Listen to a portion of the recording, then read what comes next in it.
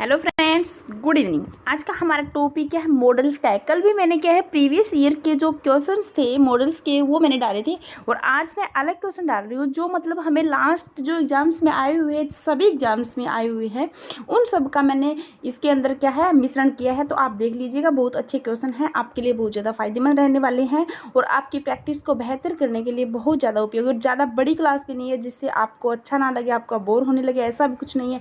बस मैंने 15-10 क्वेश्चन लेती हूँ हर रोज़ ताकि आपकी प्रैक्टिस होती रहे। तो आप अपना जहाँ पे स्टैंड कर रहे हो वो आप देख सकते हो कितनी प्रैक्टिस आपने कर ली है, कहाँ पे आपका वीक है पॉइंट कोई भी मतलब टॉपिक के अंदर, तो आप देख लीजिएगा। ठीक है, तो आज की हमारी जो क्लास है वो first year second year REET mains और जो सेंट्रल लेवल के अंदर है DSSB के अंदर टीचिंग और नॉन टीचिंग दोनों के लिए उपयोगी है। ठीक है, और जो KVS है मतलब जहाँ भी इंग्लिश ग्रामर लगती है वहाँ पे ये बहुत ज़्यादा इंपॉर्टेंट रहने वाली है। ठीक है, आज की हमारी क्लास। तो आज का हमारा जो फर्स्ट क्वेश्चन है वो देख लीजिएगा आप।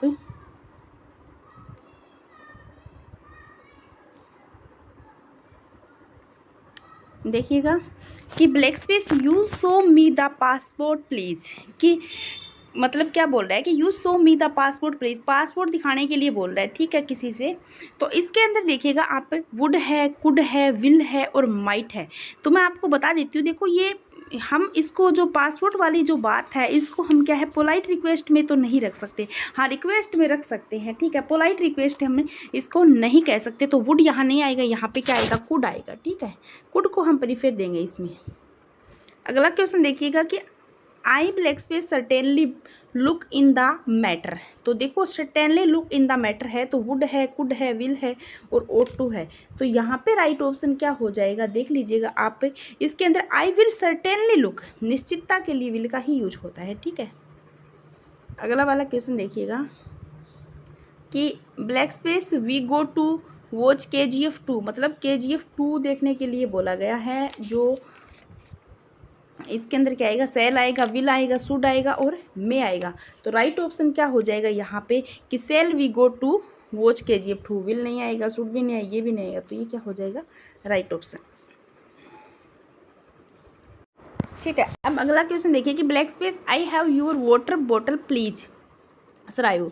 तो यहाँ पे क्या है? बोतल के लिए मतलब उसने मतलब रिक्वेस्ट की है कि मुझे बोतल दो। तो इसके अंदर क्या आ जाएगा हमारा कि विल है, नीड है, कुड है और कैन है। तो राइट ऑप्शन क्या हो जाएगा यहाँ पे? कैन हो जाएगा। ठीक है, अगला क्वेश्चन देखिएगा 5 नंबर कि nothing black space be so serious as to think of your husband in others arms. तो देखिएगा मे आएगा, कैन आएगा, शुड आएगा या फिर मस्ट आएगा। तो राइट ऑप्शन क्या हो जाएगा यहाँ पे? नथिंग कैन आएगा। ठीक है, nothing can be so serious हो जाएगा। अगला क्वेश्चन देखिएगा कि you mind attempting the test again. तो विल, वुड, कैन और शुड। तो राइट ऑप्शन क्या हो जाएगा यहाँ पे कि would you mind attempting the test again.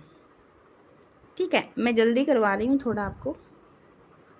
अगला क्वेश्चन देखिएगा कि we blank space speak loud in the public place like hospital. तो will not, need not, should not और मस्ट नॉट।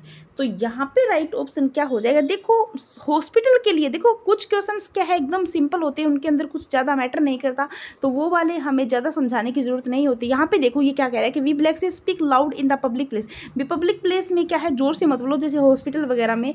तो ये क्या है? हमें प्रोहिबिशन दिखा रहा है, मतलब जरूरी है ये चीज़, नेसेसिटी बहुत ज़्यादा ज़रूरी है कि हमें वहाँ पे शोर नहीं करना चाहिए। ठीक है, तो उसके लिए हमेशा ही क्या आता है? मस्ट नोट आता है प्रोहिबिशन के लिए, ये ध्यान रखना आपको।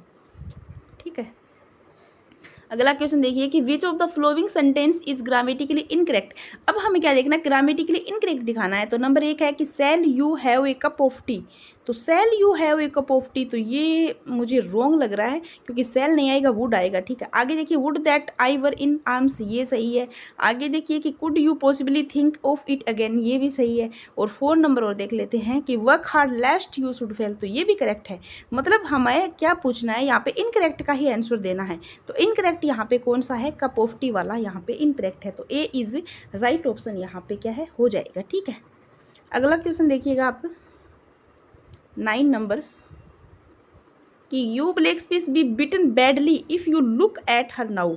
कि you blank space be beaten badly if you look at her now. तो यहाँ पे देखिएगा आपको राइट ऑप्शन कौन सा लगा है, आप देखिए सोच लीजिएगा कि आपको कौन सा राइट ऑप्शन यहाँ पे लगा है। तो मैं बता देती हूँ, यहाँ पे विल है, सेल है, कैन है, शुड।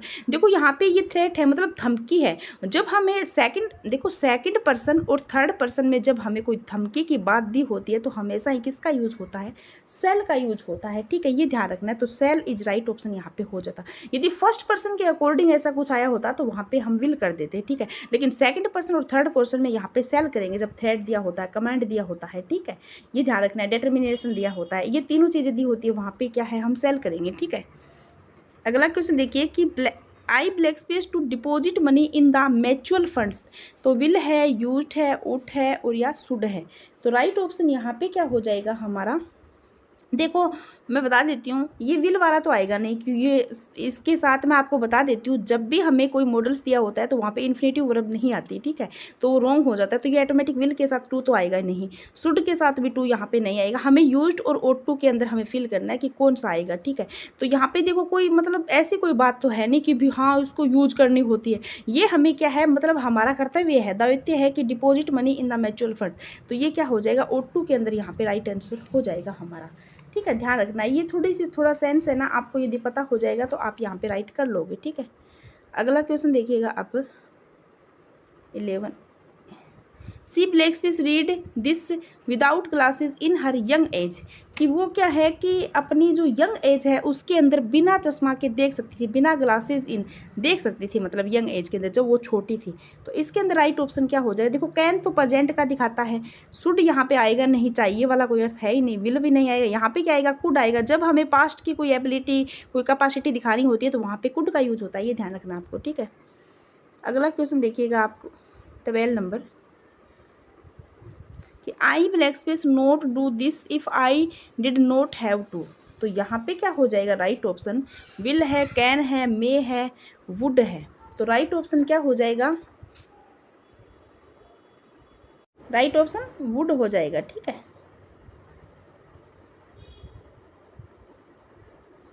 अगला क्वेश्चन देखिएगा, देखो मैं आपको बता देती हूँ यहाँ पे वुड क्यों हुआ है, एक सेकंड। देखिए यहाँ पे आप देखो डिड नॉट, वैसे भी देखो कुछ यदि आप सेंस लगाओगे तो भी आपका राइट ऑप्शन हो जाएगा। यदि हमें डिड दिया हुआ यानी पास्ट की बात कर रहे हैं तो विल और कैन और मे ये तो ऑटोमेटिक कट जाएंगे, तो वुड एक ही बचा है, ठीक है, पास्ट सेंस में जो दे रहा है, ठीक है। तो आप ऐसे भी आप क्वेश्चन को राइट कर सकते हो।